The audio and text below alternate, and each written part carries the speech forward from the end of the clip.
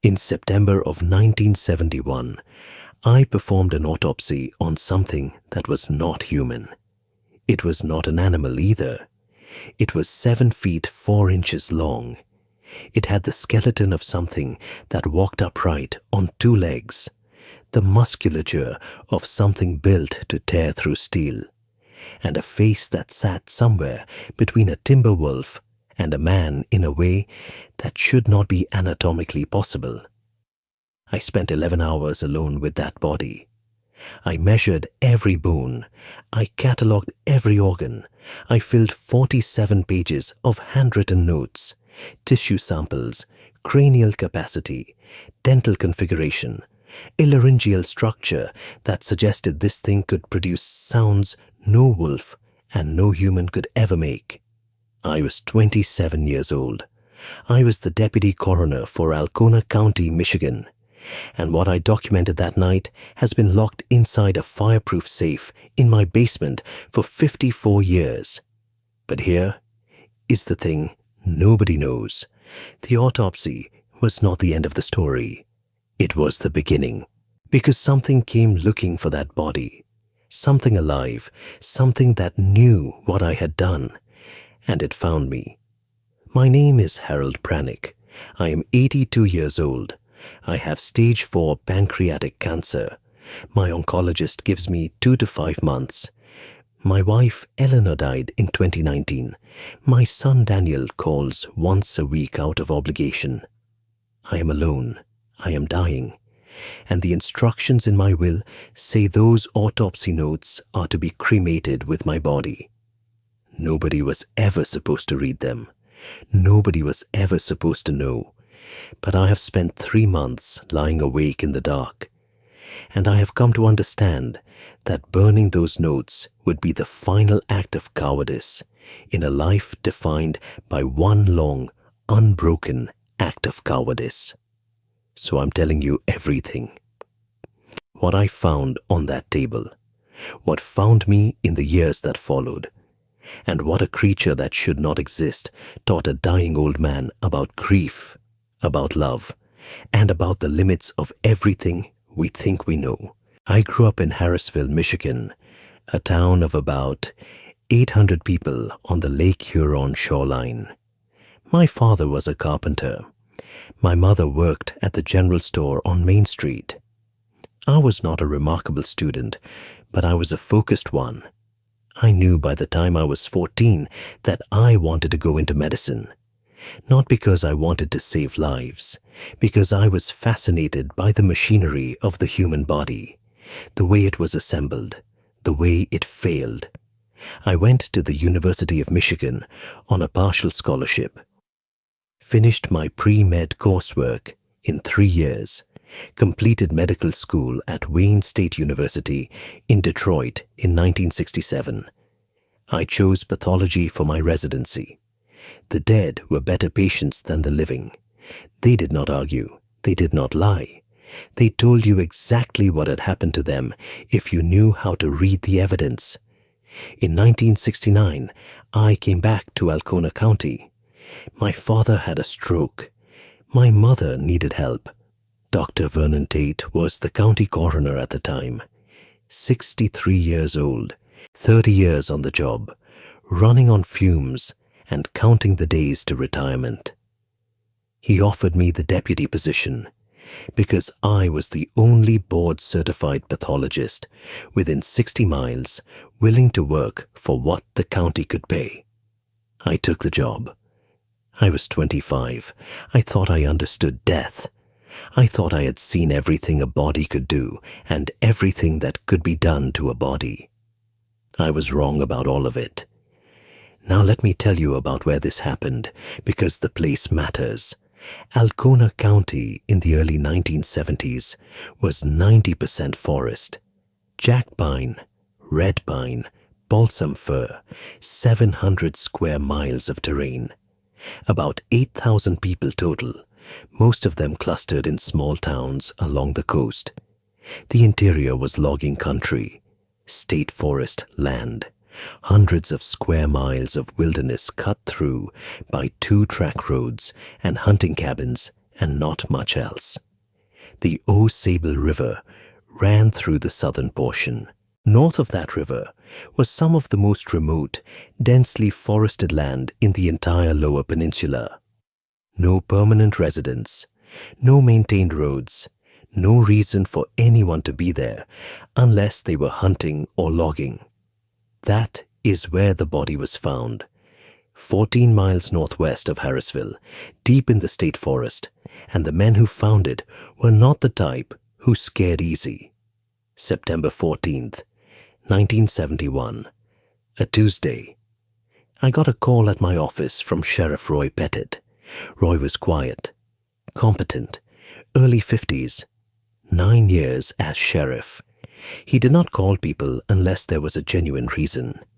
He told me 2 hunters, brothers named Dale and Merle Kowalski, had walked into his office at 6:45 that morning in what he described as severe distress. They had been bow hunting for whitetail in the state forest, set up a ground blind near a creek bed the previous afternoon, stayed overnight. Around 4:30 a.m., just before first light, they heard a fight, snarling, crashing through underbrush. Sounds of impact. Dale Kowalski told the sheriff it sounded like 2 trucks colliding in the dark. The sounds lasted maybe 90 seconds, then stopped. They waited for enough light to see. Then they went to investigate.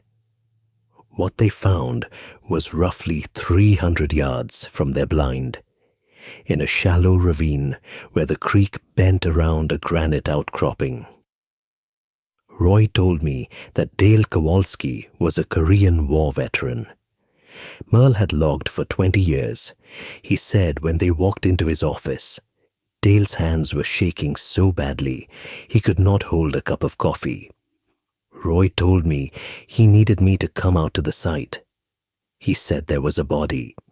He said it was not a bear, and it was not a deer. He said he did not know what it was.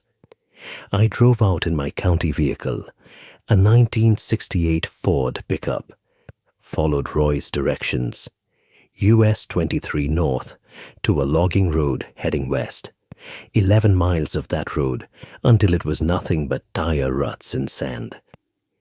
Roy was waiting at the end with his patrol car and 1 deputy, Carl Hess, less than a year on the job.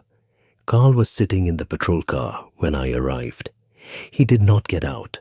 Roy walked me into the woods along a trail the Kowalski brothers had flagged with orange surveyor's tape.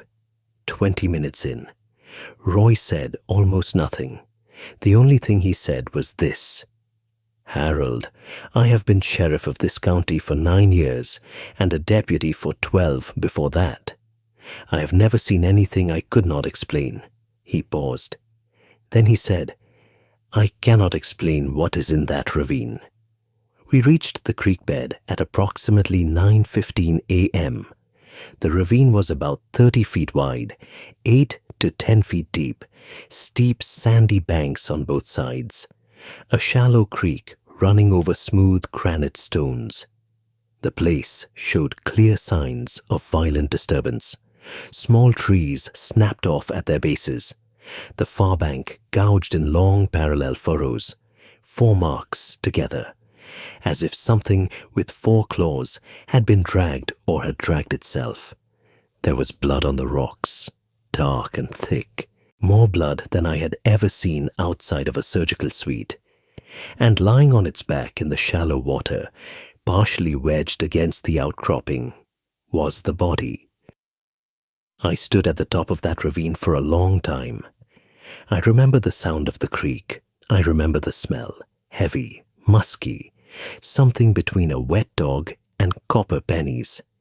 I remember Roy standing beside me, saying nothing, letting me process what I was seeing. The body was enormous. Even from 15 feet above, it was clearly larger than any man I had ever encountered. Lying on its back, left arm extended, right arm folded across its chest, legs bent slightly at the knees, covered in fur, dark brown, almost black, patches of lighter brown along the chest and inner arms, dense fur matted with blood along the left side of the torso and neck. But it was the head that made my hands go cold. It was not a human head. It was not exactly a canine head. Elongated, pronounced snout, heavy brow ridge, but the cranium behind that brow was larger than it should have been, much larger. Pointed ears set high on the skull, angled forward, eyes partially open, glazed. But even in death, they were a deep amber that caught the morning light coming through the canopy, mouth open, canines 3 inches long, incisors broader and flatter than any canid I had ever studied, and molars in the back of the jaw worn down in a pattern I recognized immediately, the wear pattern of an omnivore, something that chewed its food, something that ate more than meat. I went down into the ravine, knelt beside the body in the cold creek water, put my hand on its chest. The fur was coarse, like the outer coat of a German shepherd, but thicker. The body was cold but not stiff. Rigor mortis had not fully set in. This creature had died within the last 6 to 8 hours. I opened my medical bag, and I began to work. But here is what I need you to understand before I tell you what I found inside that body. Something took it before morning, and what replaced it was silence, a silence that lasted 54 years, until now.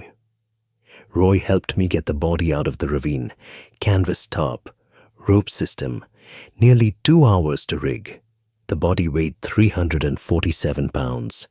We loaded it into the bed of my pickup under the top, drove it back to the county coroner's facility, a generous term for a 2-room concrete building attached to the rear of the Alcona County Courthouse. 1 examination table, overhead fluorescents, a wall-mounted scale, basic surgical instruments. Not equipped for what I was about to do, but it was all I had. Roy helped me get the body onto the table. The creature's feet hung off the end by nearly 8 inches. Roy stood in the doorway, looked at the body under those fluorescent lights for a long time, then looked at me. "Harold, I need you to examine this and tell me what it is. I need a report." Then he said something that changed the trajectory of the next 54 years of my life. He said, "I also need you to understand that until we know what this is, nobody can know. Not the Kowalski brothers, not my deputies, not your family. Nobody." I asked why. He said, "Because if this is what I think it might be, there are going to be people who come looking for it, and I do not want them finding it before we understand what we are dealing with." I told him I understood. I did not. But I said I did. Roy left. I locked the door, and I was alone with the body.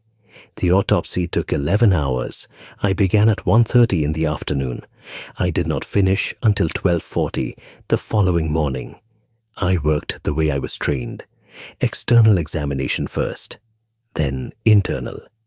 Everything recorded in longhand on yellow legal pads. Numbered pages. 47 total. I'm going to tell you what I found, and I'm going to use the language I used that night, because the clinical precision of that language is the only thing that kept me from losing my composure entirely. External examination. Bipedal creature. 7 feet 4 inches total length. Dense pelage. Dark brown to near black on dorsal surfaces. Lighter brown on ventral surfaces and inner extremities. The head exhibited a combination of canid and primate features. Snout approximately 4.5 inches from brow ridge to tip of nose. Broad, moist nasal structure. Prominent, continuous brow ridge. Cranium posterior to the brow, significantly larger than expected for any known canid. Estimated cranial capacity approximately 1,100 cubic centimeters. For reference, average adult human, approximately 1,350 cubic centimeters. Average timber wolf, approximately 150. This creature's brain was closer in size to a human brain than to any canid on record. The eyes were set forward. Binocular vision, amber irises, round pupils, inconsistent with most nocturnal predators. The dentition was extraordinary. Upper canines 3 1/8 inches, lower canines 2 3/4 inches, broad chisel-shaped incisors, carnassial premolars for shearing meat, but the molars, 4 on each side, upper and lower, flat grinding surfaces of an omnivore. Wear patterns consistent with years of use. This was not a young animal. And then there were the hands. Not paws, hands. 5 digits on each. Opposable thumb with approximately 70% the range of motion of a human thumb. Thick, powerful fingers. Short, dense fur on the dorsal surface. Calloused pads on the palmar surface. Each finger tipped with a curved claw, approximately 1.5 inches long. These hands could grip. They could manipulate objects. They could hold tools. The anatomical capability was undeniable. The internal examination is where everything I thought I knew came apart. Standard Y incision. Opened the chest cavity. The rib cage was thicker and more heavily mineralized than human ribs. Closer in density to a large ungulate. The sternum reinforced with a cartilaginous plate I had never seen in any mammalian anatomy. This creature was built to absorb tremendous impact. The heart weighed approximately 22 ounces, nearly twice the weight of a human heart. Ventricle walls extraordinarily thick, lungs large and multi-lobed, tracheal diameter nearly double that of a human. Enormous air volume exchange capacity. This creature could sustain physical exertion at levels no human could match. Liver large and healthy. Kidneys large and healthy. Stomach contents included partially digested wild berries, tubers, fragments of bone and fur from a small mammal. Intestinal tract longer than a strict carnivore, but shorter than a human. Consistent with omnivorous diet. But it was the brain that stopped me. I opened the cranium with a bone saw, removed the calvarium, and I sat down on my stool, and I did not move for 15 minutes.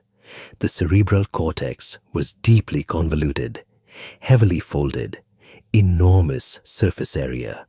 The frontal lobes were proportionally larger than any non-human species I had ever studied or read about. Well-developed temporal lobes with a prominent auditory cortex, and Broca's area, Wernicke's area, the regions of the human brain associated with language production and comprehension. This creature had analogous structures, not identical, but recognizable. This creature had the neurological architecture for language. The hardware was there. The potential was there. I sat in that room at 2 o'clock in the morning with 47 pages of notes and a body that contradicted everything I had learned in 4 years of medical school and 3 years of pathology residency. I washed my hands, covered the body with a sheet, locked the notes in my medical bag, drove home, sat in my kitchen in the dark, did not sleep. The next morning I returned at 7 a.m. The body was gone, the table was clean, the floor was clean, the sheet was folded neatly on the counter. No blood, no fur, no tissue residue. The room looked professionally sanitized. I called Roy Pettit. He answered on the second ring. He had been waiting for my call. I asked where the body was. Long silence. Then Roy said, "Harold, there was no body." I said, "Roy, I spent 11 hours with that body." He said, "I understand that, Harold. But there was no body. There is no body. There never was a body. Do you understand what I am telling you?" I understood perfectly. Someone had come in the night, taken the body, cleaned the room, and the official position was that none of it had happened. I asked who took it. He could not discuss it. I asked if it was federal. He could not discuss it. I asked what I should do with my notes. And Roy Pettit said something I have replayed 10,000 times. He said, "Harold, those notes are the only proof that what you saw was real. If I were you, I would keep them somewhere very safe and never show them to anyone, and try very hard to forget that any of this ever happened." Then he hung up. I sealed those notes in a manila envelope, wrote the date on the outside, September 15th, 1971, put them in the bottom drawer of my father's filing cabinet, underneath 20 years of tax returns, told myself Roy was right, told myself I would forget, told myself that whatever I had examined was an anomaly, a freak of nature, something that existed in isolation and would never cross my path again. I was wrong. But what came next was not another body. It was something far more terrifying, something alive. And it knew exactly where I lived. 3 months later, December 1971. I came home from work on a Friday evening, found tracks in the snow around my house, fresh tracks made during the day while I was at work. They circled the house completely. They went to every window. They went to the basement door on the east side, where the terrain sloped down to a creek. Not human, not bear. Not anything I could identify. Each print approximately 14 inches long and 6 inches wide at the ball. 4 distinct toe impressions, clear claw marks extending another 1.5 inches beyond each toe. Something that walked on 2 legs. Something heavy. Something large. Something that was very specifically interested in my house. I stood in my backyard in the December cold, looking at those tracks, and I felt it. The absolute certainty that I was being watched. I went inside, locked every door and window, sat in the living room with the lights off. My house sat on 3 acres at the edge of town. The back of the property bordered state forest, tree line about 150 feet from the back window. I sat there for 2 hours. At approximately 8:40 p.m., I saw it. A shape at the tree line, tall, upright, darker than the trees behind it, motionless for 30 seconds, then gone. Not running, not walking, just gone, absorbed into the forest like it had never been there. The tracks appeared again in January and February, always when I was away, always circling the property, always going to the windows and the basement door. And I began to understand something that terrified me more than the tracks themselves. Whatever was making them knew my schedule. It knew when I was home and when I was not. Animals are curious, but they are not methodical. This was methodical. In March of 1972, I made a decision I have questioned every day since. I took the manila envelope from the filing cabinet, my autopsy notes. I placed them on the small table beside the basement door, left the basement light on so it would be visible through the window, went upstairs, turned off every other light, sat in the dark, waited. At 11:15 p.m., I heard the basement door handle, not breaking, not forcing, the handle turning. The door was locked. The handle turned and stopped. Then nothing.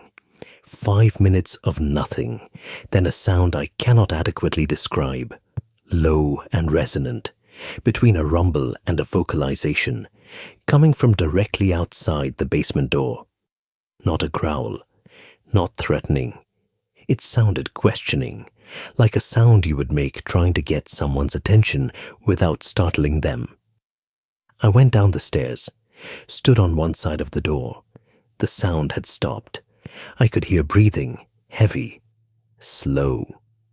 I put my hand on the door and felt warmth radiating through the wood. Whatever was on the other side was large enough and close enough that its body heat came through 2 inches of solid oak. I spoke. I said, "I know what you are. I know because I examined one of your kind, a female, based on the reproductive anatomy. She died from wounds to the neck and torso. She did not suffer long.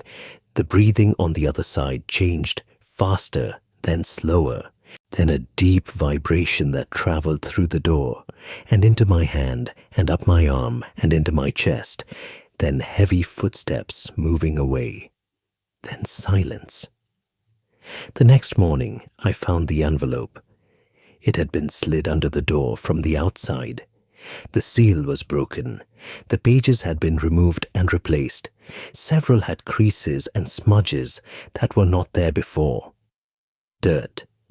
Something oily that might have been residue from those calloused padded hands I had described in my own notes. Whatever had come to my door had handled my autopsy notes, had looked at them. Whether it could read them, whether it understood the words and diagrams, I do not know. But it had held them and examined them and returned them to me. And what it did next told me this was not an animal, not even close. April 1972. A warm evening. I was sitting on my back porch watching the sunset over the tree line. I saw the shape again, tall, dark, upright, at the edge of the forest. But this time it did not disappear. It stood there, and after 2 minutes it took a step forward, out of the tree line, into the open ground, stopped, 100 feet away. The light was fading, but there was enough to see. Taller than the one I had examined, broader, fur nearly black, standing on 2 legs with a slight forward lean, arms at its sides, looking at me, amber eyes. I could see them even at that distance, catching the last of the daylight. We looked at each other for 5 minutes. Neither of us moved, neither of us made a sound. Then the creature raised its right hand, slowly extended it toward me, palm up, fingers open, held that pose for a long moment, then turned and walked back into the forest. I sat on that porch until full dark, heart pounding so hard I could feel it in my teeth. But underneath the fear and the adrenaline and the absolute impossibility of what had just happened, there was something else. Recognition. That gesture. The open hand extended palm up. It is one of the most ancient and universal expressions of non-aggression in the human behavioral repertoire. I am unarmed. I mean you no harm. I am reaching out to you. And this 7.5 foot tall, impossible being had just offered it to me. That was the beginning. What I have described so far, the autopsy, the tracks, the first contact, that was only the beginning of a relationship that would span 43 years of my life. I did not seek it out. I did not set traps or cameras or try to collect evidence. I lived my life on those 3 acres at the edge of the forest. And the creature, whom I came to think of as the old man, came to me on his own terms and in his own time. Spring and summer of 1972. His visits became more frequent. Always at dusk. Always at the tree line, never closer than 70 or 80 feet at first. He would stand and watch me on the porch. I would sit and watch him. 20 or 30 minutes of silence. Then he would turn and vanish. By fall, the distance shortened. 50 feet, 40, 30. By December 1972, just over a year after the first tracks, the old man came within 15 feet of my porch, close enough to see the scars on his left shoulder, 4 parallel lines healed into thick ridges beneath the fur. The kind of scars that claws leave, close enough to see the gray fur around his muzzle and temples, the markers of age, close enough to smell him, that heavy musk from the ravine. Copper and wet earth and something else beneath it I could never identify. We did not speak. I tried.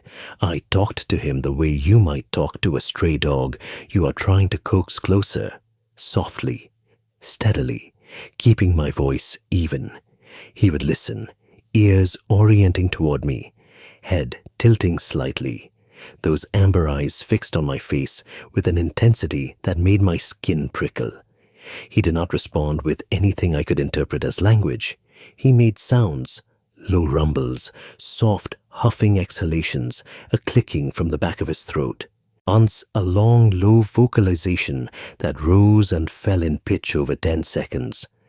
Something that sounded almost like a melody, or a morning call, or a phrase in a language I would never learn. In 1978, something changed. I was going through a difficult period. My marriage to Eleanor was strained. We had been trying to have children without success. The weight of that failure was pressing down on both of us. I was drinking more than I should have been, sleeping poorly. One evening in late October, I was sitting on the porch in the cold, and I was crying. I am not a man who cries easily. But that night, the dam broke. The old man appeared at the tree line, watched me for a minute, then did something he had never done. He walked forward, past the 30-foot boundary, past 20 feet, past 10. He walked to the edge of my porch, 5 feet from where I was sitting, and he lowered himself to the ground, sat on the earth beside the porch steps, massive frame folded into a seated position that looked almost human, legs extended, hands on his knees, close enough to touch. He did not look at me. He looked out at the tree line, the same direction I was facing, and he sat with me while I cried. Over an hour, not a sound, not a movement, simply present. As if he understood that sometimes the most important thing another being can do is simply be there. When I finally stopped and wiped my face and took a shaky breath, the old man turned and looked at me. And I swear to you on everything I have ever known or believed, the expression on that face was compassion, not pity, not curiosity. Compassion, the face of a being that has known suffering and recognizes it in another. He held my gaze, then reached out his right hand and placed it on the porch rail, inches from my own hand. The warmth of his skin radiated through the wood. We sat like that for several minutes. Then he stood slowly, walked back to the forest. That was the night I stopped being afraid of him. But what the old man was carrying inside himself, what he had been trying to show me since the first night at the basement door, that would take me decades to understand. And when I finally did, it broke something inside me that has never fully healed. The next 2 decades, the old man became the most consistent presence in my life outside of Eleanor, 2 or 3 times a week during warm months, less in winter, but never entirely absent. Our communication evolved into something I can only describe as a shared vocabulary, gestures, expressions, sounds. Not language exactly, but it served many of the same functions. A tilt of the head meant attention. A low rumble meant acknowledgement. The open-palmed gesture became a greeting. A slow blink, both eyes closing for a beat longer than natural, seemed to signify contentment or trust. I learned to read his posture the way you learn to read someone you have known for years. Tension in the shoulders meant unease. Forward lean meant curiosity. Complete stillness meant something in the forest had his attention and I should be quiet. He learned to read me too. He knew my moods, knew when I was tired, frustrated, at peace. There were evenings when I would come out carrying a heavy day and he would appear within minutes, as if he had been waiting, as if he knew.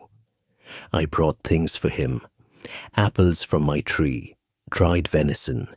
He would take them from the porch rail after I went inside.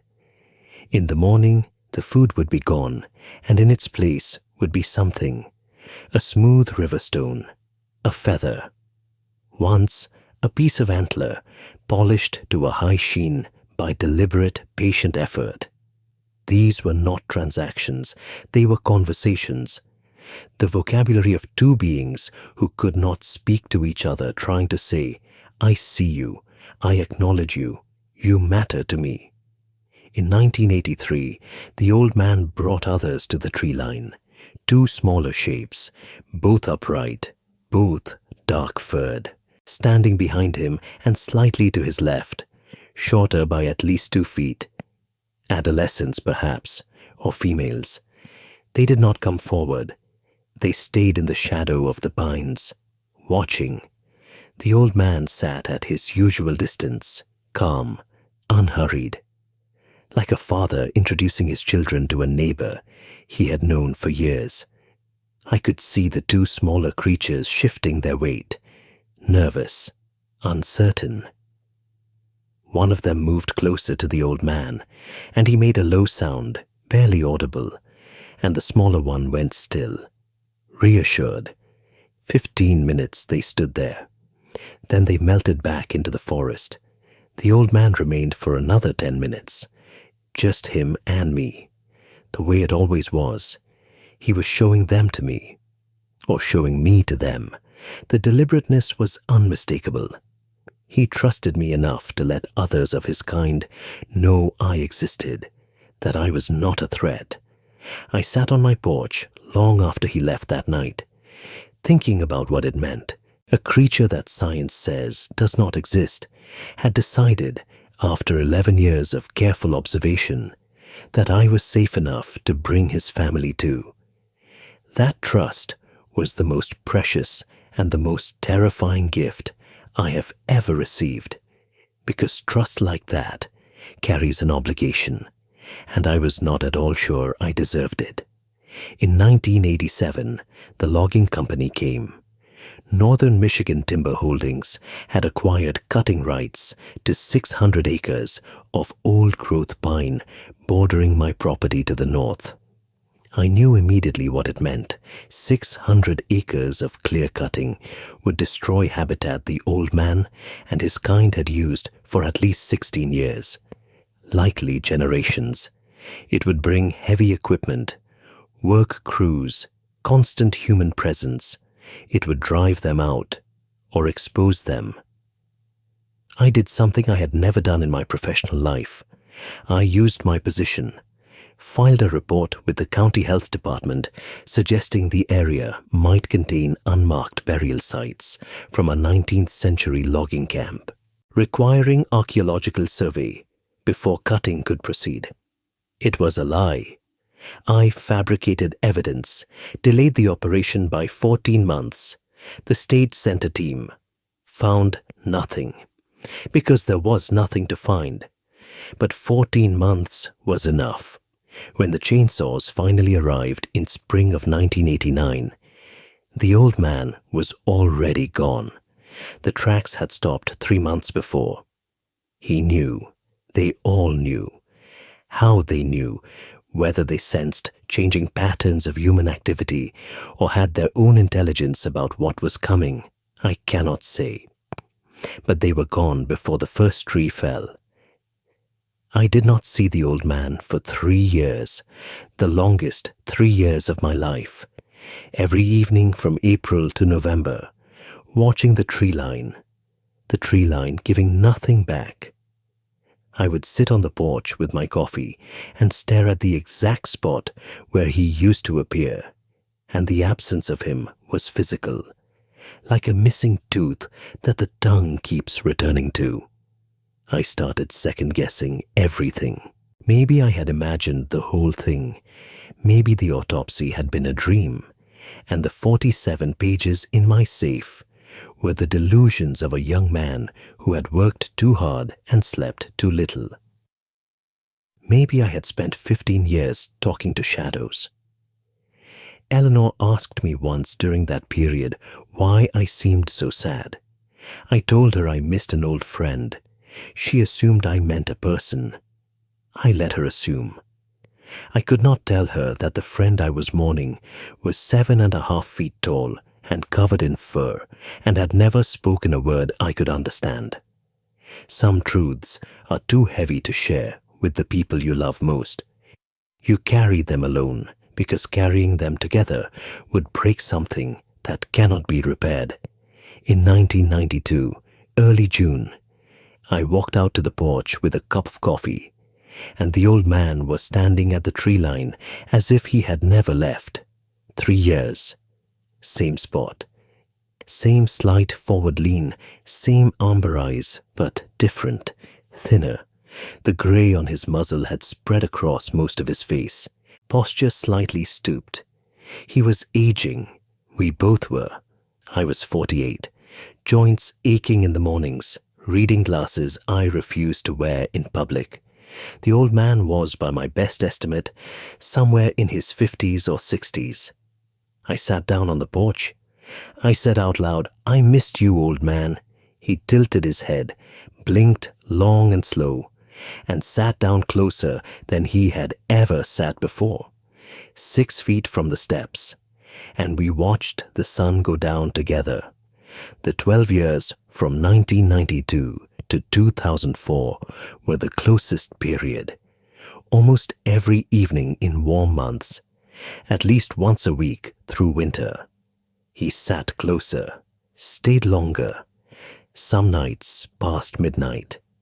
I would look out the window and see his shape in the moonlight, sitting motionless, watching the forest with a patience that belonged to a different time scale than anything human. In 1996, something happened that I have never told anyone, not even Eleanor.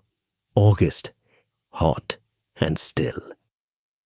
I was sitting on the porch steps because the wood was cooler than the cushion. The old man in his spot, 6 feet away, 40 minutes of comfortable silence. Then he turned toward me and made a sound I had never heard. Soft, complex, a series of modulated tones that rose and fell in a pattern that was clearly structured. Not random, not instinctive, structured. The way a sentence is structured, with rhythm and inflection and emphasis on certain syllables. 8 to 10 seconds. Then he paused, looked at me. I said I did not understand. He repeated it, the exact same pattern, same inflections, same emphasis, identical, not an approximation. He reproduced that sequence with a precision that would have been remarkable in a human and was staggering in something the world calls an animal. He was speaking to me, not vocalizing, speaking, using structured, reproducible, intentional communication, saying something specific, expecting me to understand. I could not. I told him so. I said I was sorry, that I did not know his language, that I wished I did. He watched me, then made a different sound, shorter, softer. It sounded resigned, like acceptance. Then he reached out and placed his enormous hand flat on the ground between us, palm down, looked at me with those amber eyes, and the expression on his face was the closest thing to sadness I have ever seen on a living creature. He was trying to tell me something important, and I could not hear it.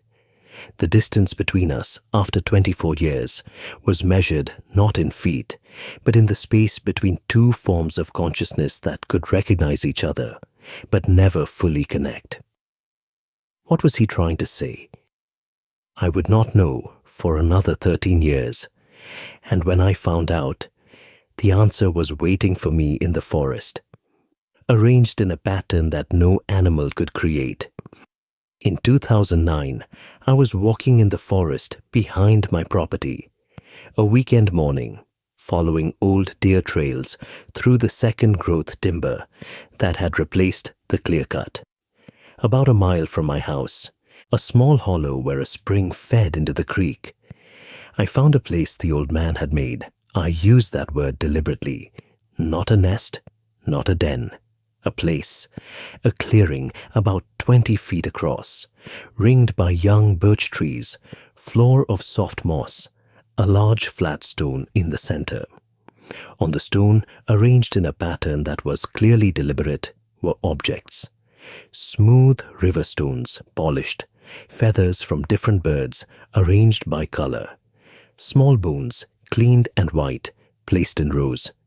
And in the center, half buried in the moss that had grown over it, a piece of cloth. I knelt and pulled it free, and I recognized it, canvas, stained, weathered, partially decomposed, but I knew the weave and the weight. It was a piece of the tarp that Roy Pettit and I had used to carry the body out of the ravine in September of 1971, the body of the female. The old man had kept a piece of the tarp that had touched her body. He had carried it for 38 years. He had placed it at the center of what I can only describe as a memorial. The stones, the feathers, the bones, the arrangement. This was not the behavior of an animal. This was grief. This was remembrance. This was love that had endured for nearly 4 decades. Finding expression in the only language available to a being that could not write or paint or sing, but could gather beautiful things and arrange them in a pattern that said, "You were here. You mattered. I have not forgotten." I sat beside that memorial and I cried. And I understood. Finally. What the old man had been trying to tell me that night in 1996. He was telling me about her, the female on my table, the body I had measured and catalogued and dissected with clinical precision. She had been his mate, his companion, his other half. And he had found me because I was the last one who had touched her, the keeper of the only record that she had existed. Think about that for a second. 43 years. He carried that grief for 43 years, and the only being on earth who knew why was the man who had opened her body with a scalpel and written 47 pages of notes about what he found inside. The old man came less after 2010. His body was failing, gait stiffer, shoulders hunched, fur along his spine thinned to where I could see the skin beneath. Mottled and pale. His eyes had developed a cloudiness I associated with cataracts. He was going blind. Summers of 2012 and 2013. Once a month, perhaps. Shorter visits, appear at the tree line. Sit for 10 or 15 minutes. Leave. Each time his steps slower and more careful. October 2014. He came for the last time. Cool evening, clear sky, the kind of autumn night that smells like dry leaves and wood smoke. I was on the porch with a blanket over my legs, 70 years old, the cold getting into my bones in ways it never had before. The old man appeared at the tree line. Even from a distance, I could see how diminished he was. The powerful frame that once seemed immovable was gaunt. He walked forward, slowly, each step deliberate, and he came all the way to the porch steps, closer than he had ever come, stood at the bottom and looked up at me, eyes milky and dim. But they found my face and held it. He raised his right hand, slowly, palm up, fingers open, the same gesture, 42 years earlier, April 1972. I am unarmed. I mean you no harm. I am reaching out to you. I raised my hand the same way. Said goodbye, old man. Said thank you. Said I was sorry about the female. That I wished I had understood sooner what she meant to him. That I wished I could have done more than measure and catalogue and store away the evidence of her existence in a fireproof safe. He listened, head tilted, ears moved. Then one final sound, long, low. a vocalization that rumbled through the cold October air and settled into my chest like a second heartbeat. Not the structured speech of 1996, simpler, more profound, the sound of farewell from a being that had carried grief for 43 years and shared it with the only other creature on earth who knew why. He lowered his hand, turned, walked back into the forest. The darkness took him. I never saw him again. That was 10 years ago. The old man has not returned. I do not expect him to. He is gone. Whether he died that winter or lived a few more years in some den deep in the forest, I do not know. I choose to believe he is at peace. I choose to believe he found his way back to whatever place his kind go when the body gives out and the amber light behind the eyes finally dims. Eleanor passed in 2019. A stroke. She went quickly, the only mercy I can find in it. She never knew about the old man, never knew about the autopsy or the notes or the 43 years I spent sitting on our porch with a creature that science says cannot exist. I carry that secret the way the old man carried his grief, with the quiet endurance of something that has become part of the structure of who I am. I have the notes, all 47 pages, in the fireproof safe, along with 3 notebooks of observations, sketches, records of every visit, every sound, every exchange. I had planned to have them cremated with me, written into my will. My lawyer thought it eccentric. My son thought it was early cognitive decline. It was neither. It was the last act of protection for a creature that trusted me with his presence and his grief and his futile, beautiful attempt to bridge the gap between his world and mine.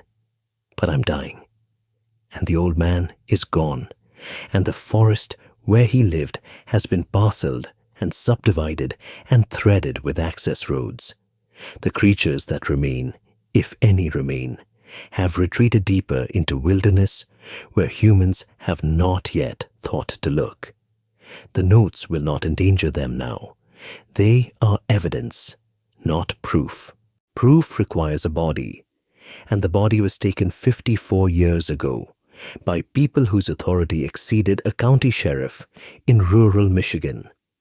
But they are a record, a scientific document created by a trained pathologist describing anatomical features that do not match any known species, the closest thing to an official acknowledgement that something extraordinary lives in the forests of northern Michigan, something intelligent, something emotional, something capable of grief and memory and love and the deliberate creation of beauty, something that sat with a weeping man on a cold porch and said nothing, because nothing needed to be said.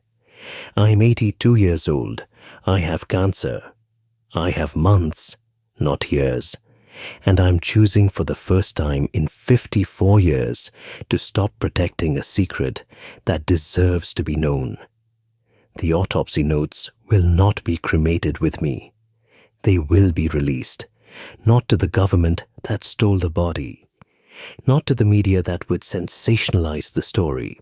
They will go to the people who have been telling these stories and asking these questions and keeping watch on the tree line long after the rest of the world stopped looking. I do not know if what I have described is a Dogman or a Sasquatch or something else entirely for which we do not have a name. I know what I measured. I know what I saw. I know what sat with me in the dark and tried to speak to me in a language I could not learn, and mourned a mate whose body I had opened with a scalpel and documented with the cold precision of a man who thought he understood death. I did not understand death. I did not understand life. I did not understand that the boundary between human and animal, between known and unknown, between science and mystery, is not a wall. It is a membrane. And sometimes, if you sit quietly enough and long enough at the edge of the forest, something reaches through. If this story has meant something to you, if it has made you think about what might be out there in the places we have not mapped and do not control, then I would ask you to subscribe to this channel and share it with someone who needs to hear it. These stories matter. The people who carry them, people like me who have kept silent for decades because they were afraid of ridicule or worse, those people are running out of time. I am running out of time, but the truth does not expire. And the old man, wherever he is, deserves to have his story told. Be safe out there. Pay attention to the tree line. And if something reaches out to you from the darkness, palm up, fingers open, consider reaching back. You might be the only one who ever does.